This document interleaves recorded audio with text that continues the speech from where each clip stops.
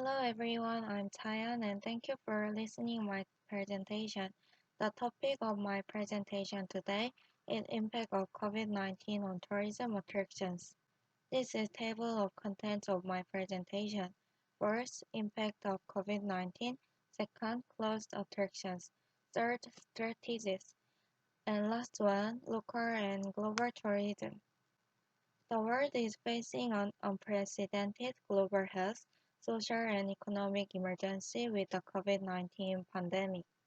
Travel and tourism is among the affected sectors with airplanes on the ground, hotels closed, and travel restrictions put in place in virtually all countries around the world.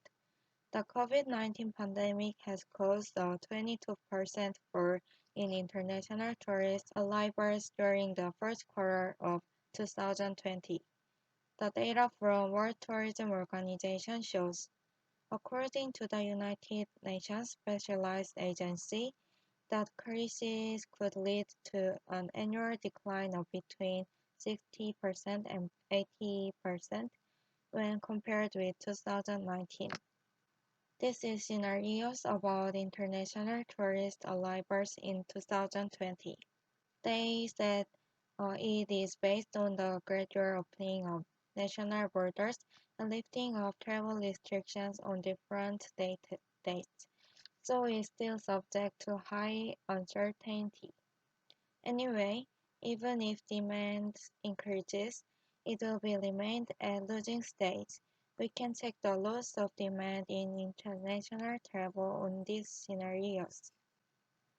Moving on the next part, let's take a look about tourist attractions affected from COVID-19. Many tourism attractions had immediate impact. In the wake of COVID-19, popular attractions are lie deserted. This is before and after shot to see how coronavirus has turned Italy's most popular destinations into ghost towns. By March 15, Italy was locked down, with attractions including Venice, Trevi Fountain, and Colosseum. Venice is one of the busiest places on the planet, but now as the crowds have cleared. And Trevi Fountain is also one of the most famous fountains in the world, but now that place was closed to the public. The iconic space has become the latest casualty of the virus. Next, let's take a look at France, a popular travel country. From March, France started closed spaces where many people can gather in. French Culture Ministry ordered the state institutions to shut or to severely restrict entry. France's top tourist sites, including the Louvre Museum and the Eiffel Tower, also closed as the government went to stem the spread of the coronavirus epidemic. The Eiffel Tower announced that it would stop welcoming visitors. And from May, some squares and beaches are now open again to the public. Partial opening has begun, but there are some restrictions and rules. For example, beaches in La Paula and Pornice are open. However, picnics and gatherings of more than 10 people are not allowed, and access to the sea is possible only for individual sport. Walking along the beach is permitted, but staying there to sunbathe is not allowed. Only a few places have been reopened.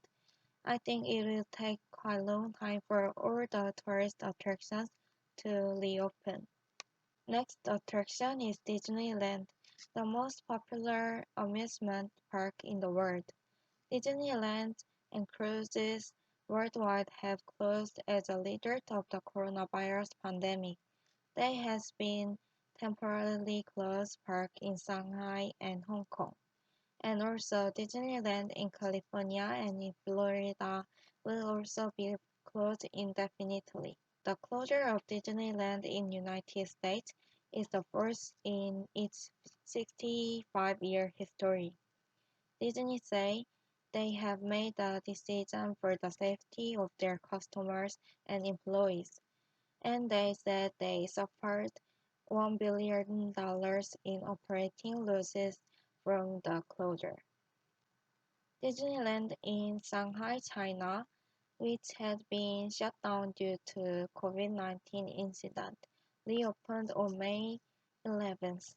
This is the first reopening case of 6 Disneyland sites worldwide that were closed.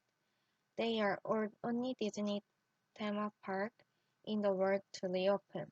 Let's see about their after reopen strategies. First, they want to increasing capacity step by step. As for the number of visitors allowed inside the parks, the facilities will let people in as part of a three-step plan, with 50%, 75%, and last returning to 100% capacity.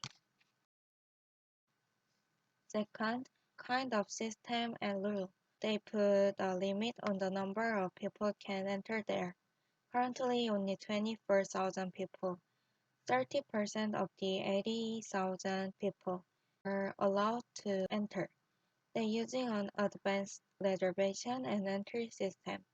Controlled density of customers using social distancing and strict health and prevention procedures required by government. Furthermore, the company is exploring ways to use technologies such as its Play Disney Park app to help with these efforts. For example, customers can be notified via an app or other technology when they can take a walk or at the restaurant to eliminate queues. Next, let's see strategies how museums around the world have reacted to the coronavirus. First, the example of using online. The Ethnographic Museum in Croatia put the content of its exhibition, "What are you afraid of?"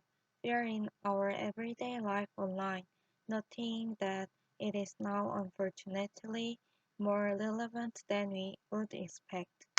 Also, the Palestinian Museum launched its Museum from Home, Palestine Perseveres campaign to provide cultural and educational content for all ages through its online platform. They are adapting their activities to keep in touch with their communities. And then, some museums are recording this situation. It can be called documentation of the crisis. The Museum Arding in Germany is collecting testimonial objects and photographs to document life in the time of the coronavirus and how it is affecting its community.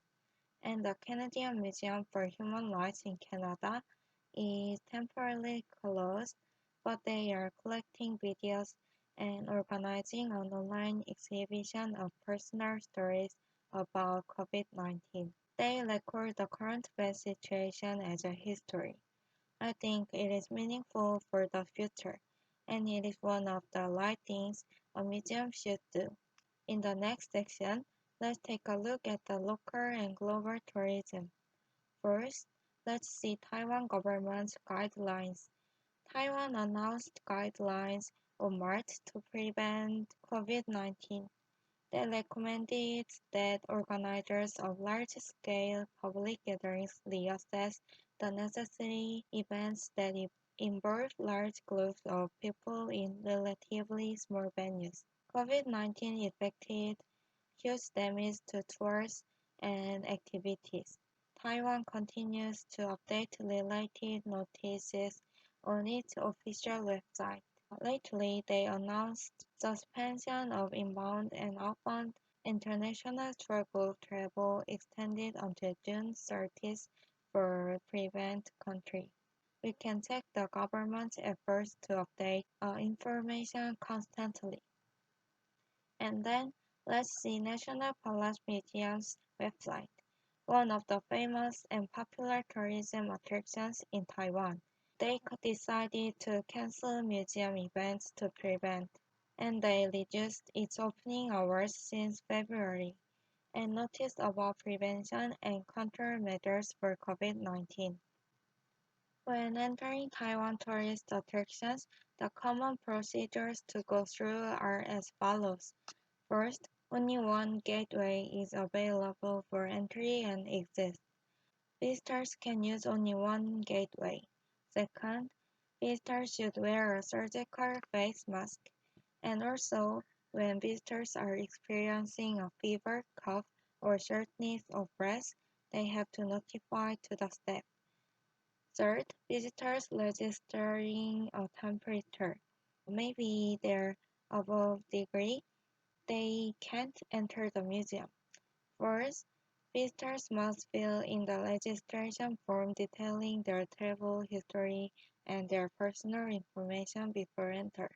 All places are trying to prevent damage from the virus. Next, let's see about untact tourism from South Korea. Untact is a word that combines un and contact. Untact tourism has become a new trend amid the protracted spread of the novel coronavirus. The name being a Korean contraction of undoing contact refers to avoiding crowded places or indoor activities, and instead turning to outdoor attractions, not crowded places. Local governments are also trying to spread these activities. Gyeongsang-namdo Province has selected Untact Healing Tour Place to cope with growing travel demand and new travel patterns that minimize contact in the aftermath of Corona, marking Corona's Family Month.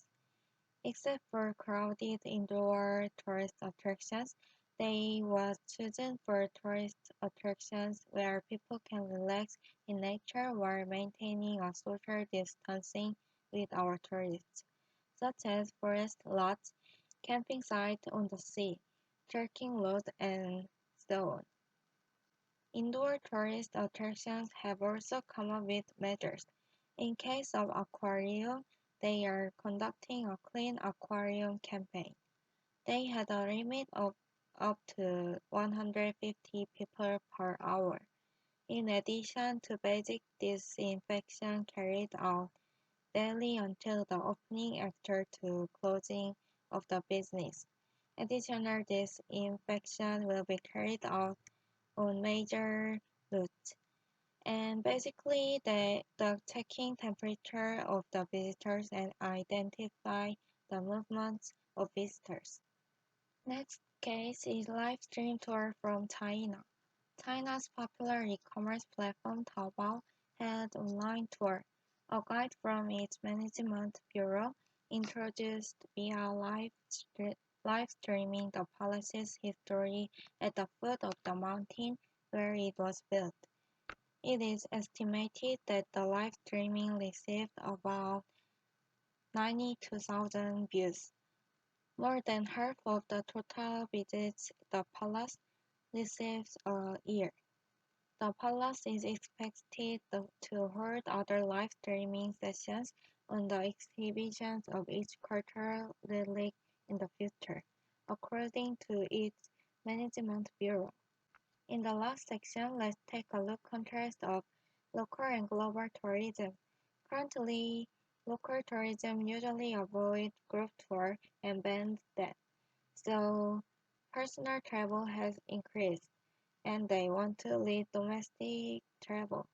And then, in global tourism, we can see many countries decide national lockdowns, and naturally international travel also banned it. All tourism attractions are essential to check tourists' health and recommend social distinctions. It can be seen that both local tourism and global tourism are doing their best for prevent virus. Everyone was hit hard, and some attractions prepare upgrading and transforming for future tourism. Coronavirus that has huge affected to tourism. I hope all countries overcome it well. Thank you very much.